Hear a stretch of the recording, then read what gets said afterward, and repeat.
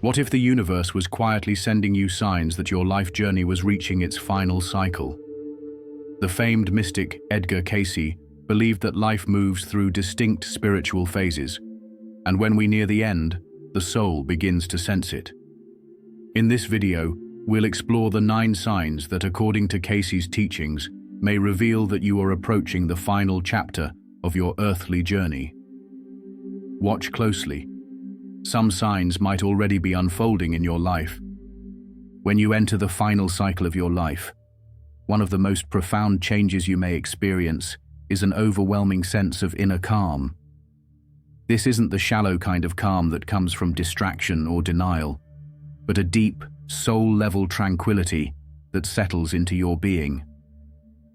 Fear of death, which haunts so many throughout their lives, begins to dissolve almost mysteriously. You may find yourself contemplating the end of life, not with dread or anxiety, but with a quiet curiosity, even a sense of relief. Edgar Cayce often spoke of death, not as an ending, but as a transition, much like passing from one room into another. Those who are nearing the completion of their earthly journey often feel this truth, without needing it explained. The frantic grasping at life, the desperation to cling to youth or to escape aging, starts to fade. Instead, there is a natural acceptance of the body's decline and an even stronger focus on the soul's growth. You might begin to notice that you are less interested in accumulating material possessions or achieving worldly accolades. What once seemed urgent now feels almost irrelevant. Even difficult health issues or personal losses are met with a strange resilience. It's not that pain disappears, but rather, your relationship to it changes. You see suffering as part of a larger design, and even in hardship, you can recognize beauty and meaning. Conversations about mortality no longer make you uncomfortable. Instead, they may even feel like important, sacred discussions that you are ready and willing to have. Dreams about loved ones who have passed away might become more vivid, offering comfort rather than sorrow. You may wake up from these dreams feeling assured that you are not alone, that a greater reunion awaits beyond the veil. This deep inner peace is not something that can be forced. It unfolds naturally as the soul recognizes that its mission in this lifetime is drawing to a close, and that returning to the source is not a tragedy. It is a homecoming. Another unmistakable sign that life is entering its final cycle is the sudden and powerful urge to resolve old conflicts. Things you once buried deep in your heart, grudges, regrets, anger toward people who wronged you, begin to rise to the surface, demanding your attention. This impulse can seem surprising, even overwhelming, but according to Edgar Cayce, it is a necessary preparation of the soul. Before crossing over, the soul longs to lighten its burden. Carrying resentment, guilt, or hatred into the next phase of existence can weigh the soul down, trapping it in unresolved karma and emotional pain. And so, many people approaching their final cycle experience a tremendous need to make amends. You might find yourself reaching out to estranged family members, apologizing for things you once refused to acknowledge, or offering forgiveness to those who hurt you, even if they never asked for it. It's as if a higher wisdom within you knows that emotional debts must be settled before moving forward. You may feel a sudden compassion for people you once judged harshly, recognizing that their actions too were born from their own wounds and struggles. Old arguments that once consumed your mind now seem trivial and petty. You might realize that holding on to anger was never about punishing the other person. It was about imprisoning yourself. Some people nearing their final cycle even find themselves writing letters they never intend to send, simply to unburden their hearts. They let go of bitterness, not because they are forced to, but because their soul craves freedom. Interestingly, this desire to heal is not limited to personal relationships. It can extend to a broader sense of service to humanity. The need to give back, to contribute something positive before departing. Acts of kindness, charitable efforts, mentoring others, or simply offering words of encouragement to strangers may suddenly feel deeply important. Cayce believed that this final effort to make peace within ourselves and with the world helps the soul step into the next stage of existence with grace rather than regret. In this way, the process of forgiveness and reconciliation becomes not just a moral duty, but a sacred rite of passage, the soul's final preparation for a higher journey. As a person nears the final cycle of their life, a powerful inner shift often takes place, a magnetic pull towards spiritual truths that becomes impossible to ignore. It doesn't matter whether they spent most of their life immersed in material pursuits or skeptical of anything beyond the physical world. Suddenly, there is an awakening, a deep yearning to understand the mysteries of existence. Edgar Cayce described this as the soul's natural instinct to seek its true home, like a river inevitably flowing back to the ocean. This yearning may express itself in many forms. Some people are drawn to sacred texts they had never considered before, the Bible, the Bhagavad Gita, the Tao Te Ching, or even obscure spiritual writings that seem to find them at just the right moment. Others may feel a spontaneous attraction to meditation, prayer, or time spent in silence, even if they had never previously shown interest in such practices. Questions about meaning, destiny, and the nature of the soul that once seemed distant or irrelevant now dominate their thoughts. Why am I here? What happens after death? What is the purpose of suffering? These are no longer abstract curiosities. They become urgent, burning inquiries. And yet, the person does not seek these answers out of fear. Instead, there is a quiet understanding that the soul is on the threshold of something sacred, something far greater than anything the physical world could offer. This spiritual pull often reorients the entire focus of daily life. Activities that once seemed vital, the pursuit of wealth, status, even certain social relationships, lose their grip. The soul begins to crave experiences of depth rather than distraction. Time in nature becomes more meaningful. Gazing at a sunrise, listening to the wind through the trees, or feeling the stillness of a starry night takes on a profound, almost mystical significance. It is as if the soul starts to recognize the divine presence woven through all things and longs to be one with it. Dreams too may change during this period. They may become more vivid, symbolic, or filled with encounters with luminous beings, deceased loved ones, or spiritual guides. In some cases, individuals report feeling as if they are being taught in their dreams, offered insights, reassurances, and glimpses of realities beyond ordinary perception. Cayce believed that during sleep, the soul could travel closer to its true origins, and as life's final cycle approaches, these nightly journeys become more frequent and meaningful. Interestingly, the pull toward spiritual truths often carries a sense of remembrance, as if one is not learning something new, but remembering something ancient and sacred that had simply been forgotten. Rituals that once seemed foreign or unnecessary, lighting a candle, saying a prayer, offering a silent blessing, begin to feel natural, even necessary. It is as if the soul is instinctively preparing itself for reunion with the source, shedding the illusions of separateness that dominated so much of earthly life. For some, this spiritual awakening also brings about a great humility. There is an awareness that life's true wisdom cannot be owned, possessed, or conquered. It can only be lived and surrendered to.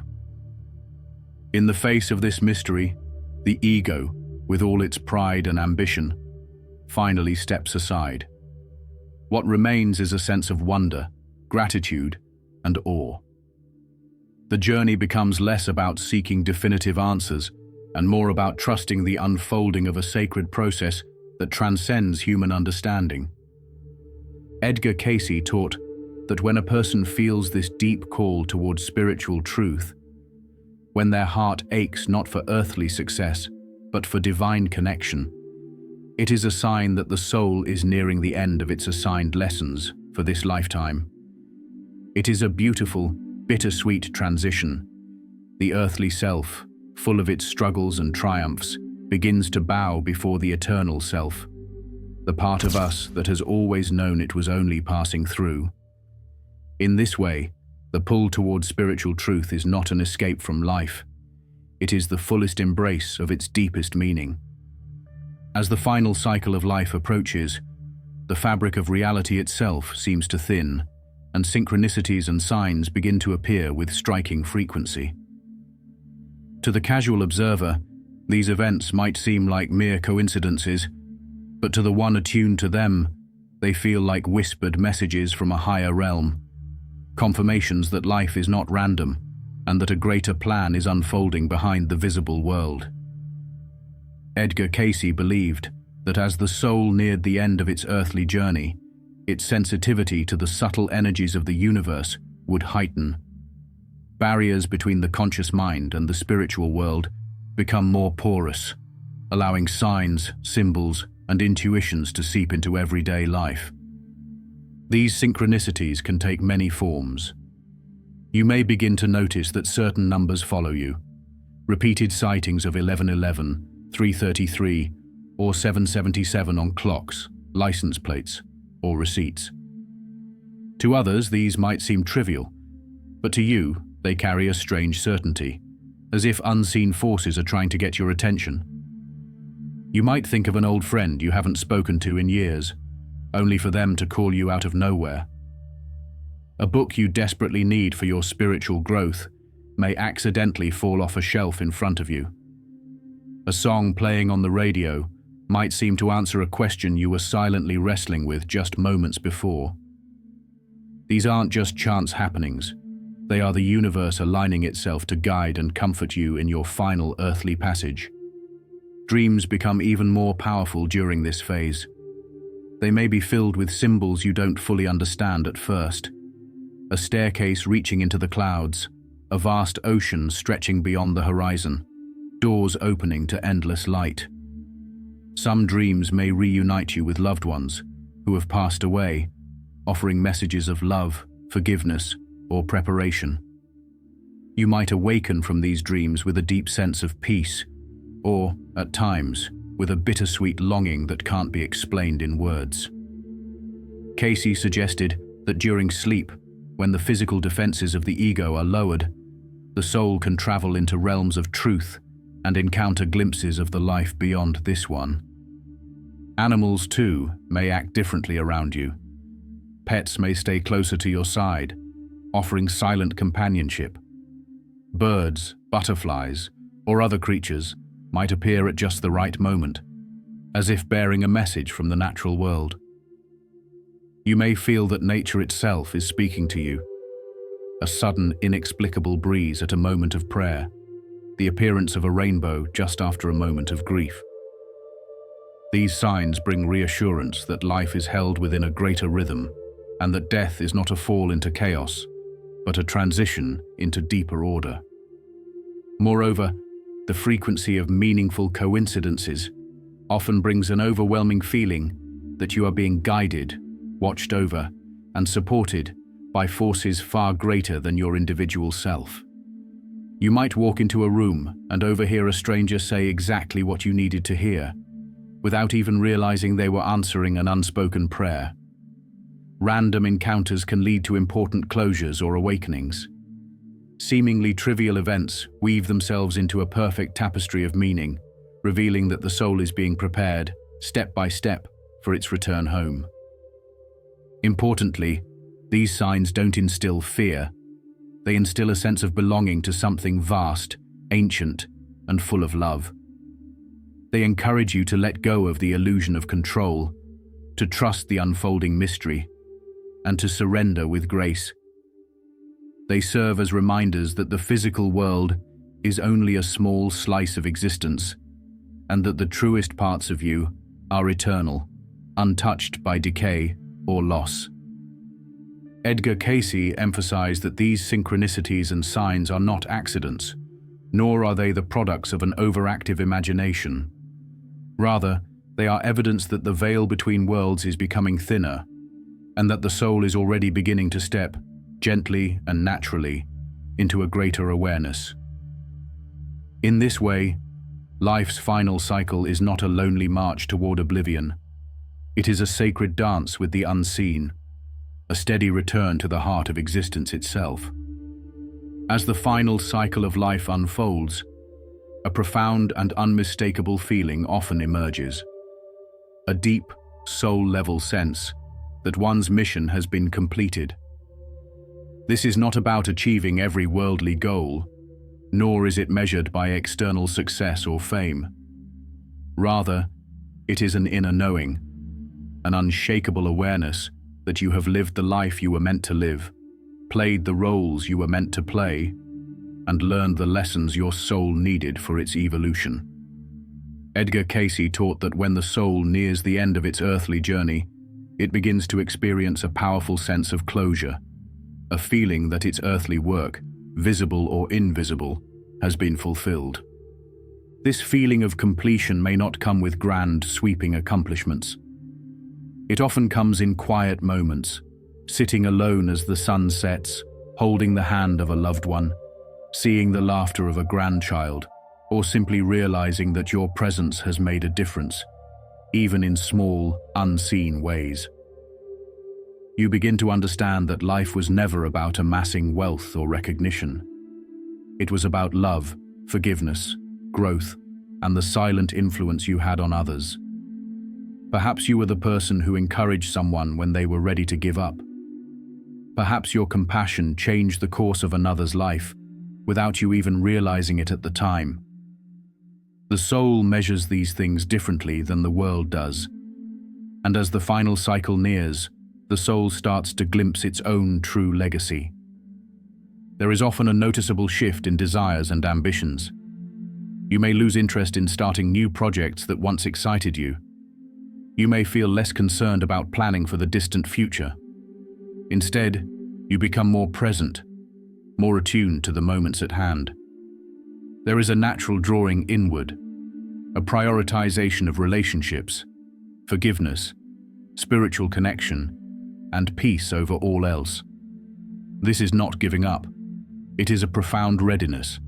It is the soul recognizing that it has gathered the experiences it came here to gather, and that it no longer needs to chase anything to feel whole. Another remarkable aspect of this stage is a growing sense of gratitude, not just for the good times, but even for the struggles, the heartbreaks, the losses. You begin to see how every joy and every sorrow wove together to form the intricate tapestry of your life.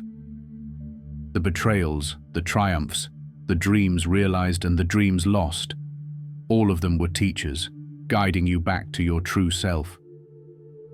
There is often an overwhelming appreciation for the sheer miracle of having lived, of having tasted the sweetness and bitterness of existence, and of having been part of the unfolding story of humanity, even if only for a brief moment. Memories may come flooding back, but instead of being painful, they are often accompanied by a sense of tenderness and release. You may find yourself reflecting, not with regret, but with a soft acceptance, understanding that every misstep and every victory was necessary. That each chapter of your life, even the ones you wished had been different, had its own sacred role in shaping your spirit. Interestingly, this sense of completion can coexist with physical decline. Even as the body weakens, the soul feels stronger, more luminous, less entangled with the earthly vessel it has inhabited. There is a growing distinction between the self that ages and suffers, and the deeper self that remains untouched, radiant, and ready to move forward. Fear of death diminishes even further. Instead of dreading what is to come, there is an anticipation, not rushed or desperate, but calm and assured, that something beautiful lies beyond the threshold. Loved ones may notice this shift, even if they can't fully explain it. they may sense a new peace in you, a glow that wasn't there before, a detachment that is not cold, but serene. Conversations may turn toward meaning, memories, forgiveness, and blessings, rather than future plans or material concerns. It's as if your soul is already beginning to step into a higher frequency, bridging the two worlds, the one you are leaving and the one you are returning to. Edgar Cayce often described this sense of mission accomplished as a vital sign that the soul is preparing to transition with grace rather than resistance. It is not about perfection. No life is without mistakes.